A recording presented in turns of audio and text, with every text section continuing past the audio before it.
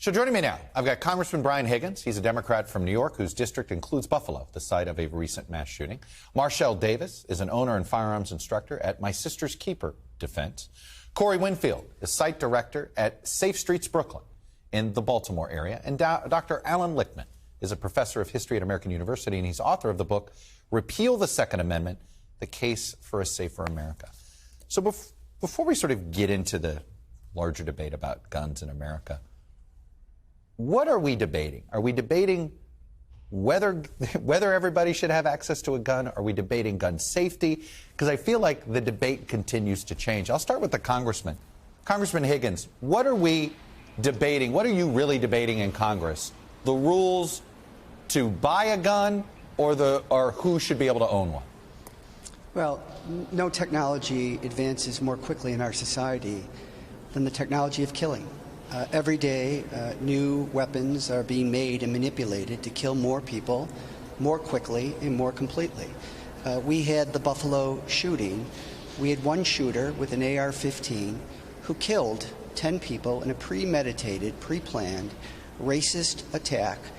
And the killing lasted for 2 minutes and 3 seconds, 123 seconds. One shooter, 10 people dead, 3 people injured. I think there's a common denominator here, and it's assault weapons that are in the hands of the wrong people.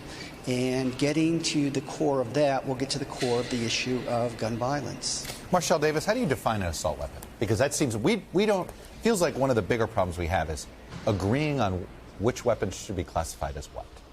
I think it's a misnomer. Essentially, when people say something that's an assault weapon, that's like saying an assault knife. You can commit a crime or act of violence with any type of weapon, any tool. But I think what people mean usually when they say assault rifle is AR-15 style or platform rifles.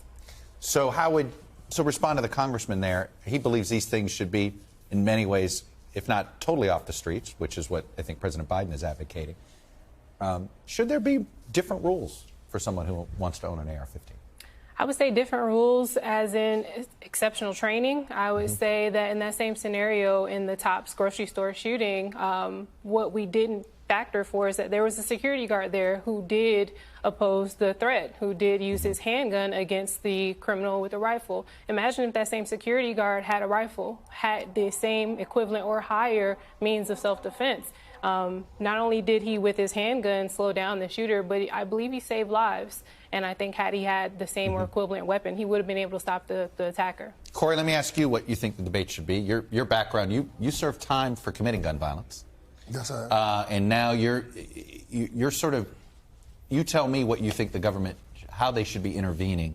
You're working for a group that's advocating for more nonviolence on the streets. How should the government step in here when it comes to guns? I think the government should step in and put a cap on exactly what kind of guns should be allowed to be manufactured. Also, so the number of guns made in a given year or a given amount of time. Yes. It's entirely too many guns on our streets, and they'll fall in the hands of our young black men in the inner city of America, and we are dying at alarming rates. And it's not like they're going to gun stores to buy these guns, right? I mean, we had it in the piece. It's just they're almost too available Chuck, for certain ages. I can leave this office right now and come back with a gun. In how long? In 10 minutes. Yeah. In 10 minutes, literally. But I can't leave this office right now and come back with a cell phone in 10 minutes, right? Because I'm going to need what? ID, identification. They want my social security card. They want all this old stuff, right? But so if we know this, then we need to start addressing it properly and stop dancing around the rules and stop. Right. And gun violence is costing us $557 billion a year. A year. Each city is paying $1 million for a victim. $1 million. So right now in my city, Baltimore, Maryland, we are well over 250 murders this year. So right now we are in $250 million, and the year is not even over with, and we probably ain't even finished paying the well over $300 million from last year because we was well over 300 murders. So this is a problem. Allan, you have a book that says repeal the Second Amendment. Let's put the Second Amendment up. I want to put it up on screen so everybody can see it, because it's a very, it's not a long amendment. It's an amendment of very few words, a lot of commas. And the question is, this phrase, well-regulated militia. Let's just take the two words well-regulated. If the Supreme Court didn't interpret it the way they currently do, we probably could pass laws that would classify guns in certain ways, that would allow for the ID card that he's asking for. But it seems as the way we interpret the legal community, the way the courts are interpreting the Second Amendment, legislators are handcuffed, no? Absolutely, and that's why I talk about the need to repeal the Second Amendment. I understand that's a long shot, but we did repeal the Prohibition Amendment. But more specifically, the idea that the Second Amendment creates an individual right to keep and bear arms is one of the greatest hoaxes in the history of this country. In 1955, the constitutional authority for the National Rifle Association wrote a memo saying the Second Amendment only relates to collective defense through a well-regulated militia. Then, in 1977, the radicals took over the NRA and perpetrated this hoax that it protected an individual right to bear arms. Why not? Here's the history. Of 13 colonies with their own constitutions, the precursor to the amendment, all but one were either silent on firearm rights or linked it to collective defense through a militia. Moreover, who framed the amendment? James Madison, a slaveholder. Who voted for it in Congress in the states? Hundreds of slave owners. Do you think for a moment they would have voted for or ratified an amendment that gave black people an unlimited right to keep and bear arms? Of course not.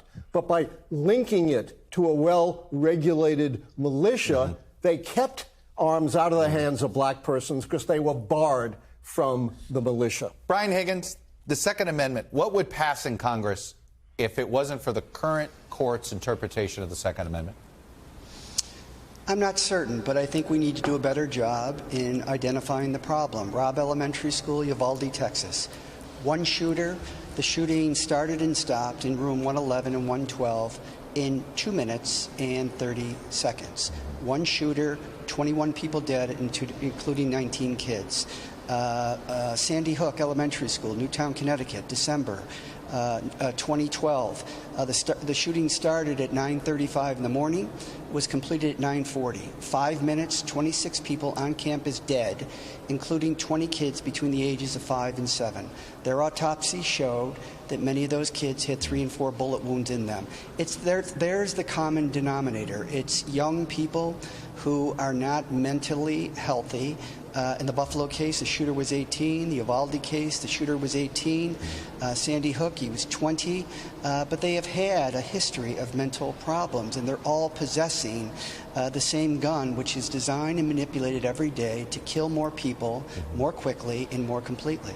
Marchelle, how would you respond? Look, you're a gun owner, and you're an advocate for gun ownership, but I'm guessing you're an advocate for responsible gun ownership. Absolutely. So where are you comfortable the government stepping in and deciding, look, you have certain rights for this level of weapon, but, hey, the same reason you have to get a commercial driver's license to drive a semi, you should have a different license to operate an AR-15. I don't disagree with education and training. I don't disagree with mental health programs. I don't disagree with a lot of the things that are being proposed. I think that we put the focus on the tool instead of the people. Not all people are committing mass shootings. You don't see black women committing mass shootings. You don't see Hispanic women or, indigenous men and women committing mass shootings. There's a specific demographic of people who are committing these crimes. So I think we should focus on why. Why do these specific demographic of people have such a disdain for human life, and why are they using these tools to hurt people? But how would you respond to say, but shouldn't we make access to this a little bit harder?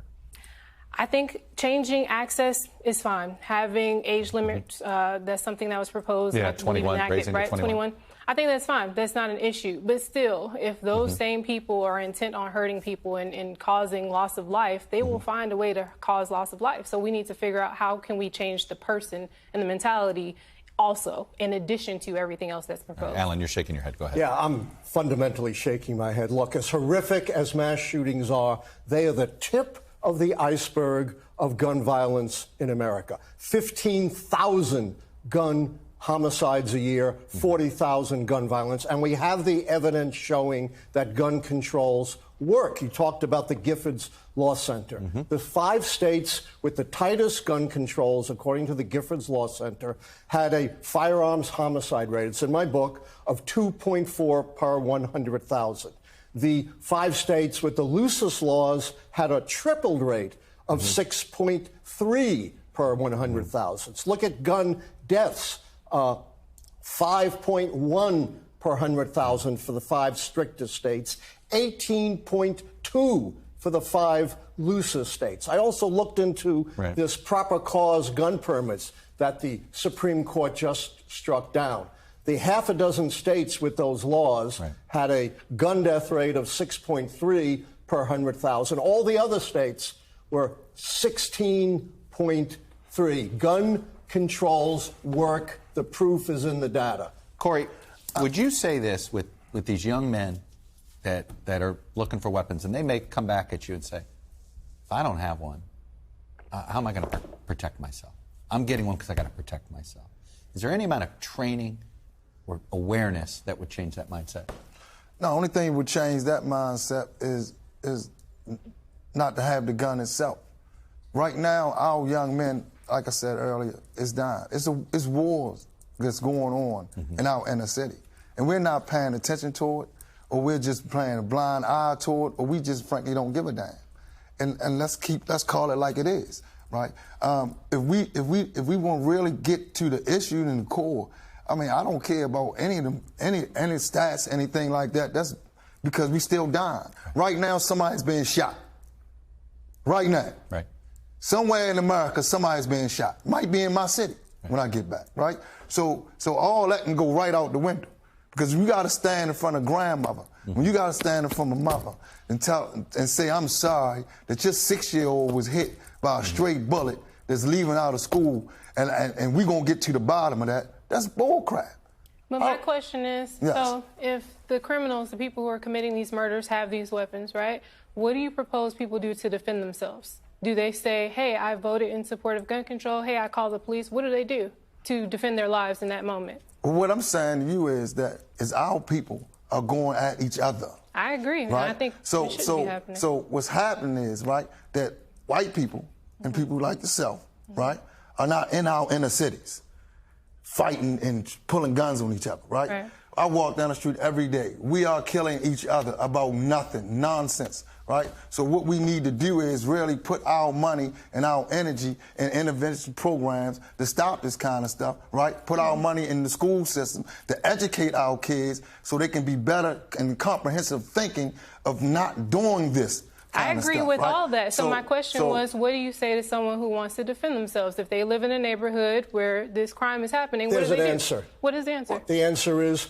proper cause gun permit laws which save lives. The states that don't have it, their gun deaths are more than triple. If you really need self-defense, you can get it. Moreover, the data shows that as compared to gun homicides, the use of guns for self-defense is minuscule. And most murders are not committed by criminals. They're committed by ordinary people who have guns when arguments and fights escalate and become deadly. Brian Higgins, you've been listening to this conversation, and I'd love for you to respond particularly to what Marchelle was talking about, which is capping the number of guns we have in America, limiting the availability of the manufacturing of guns to a certain number.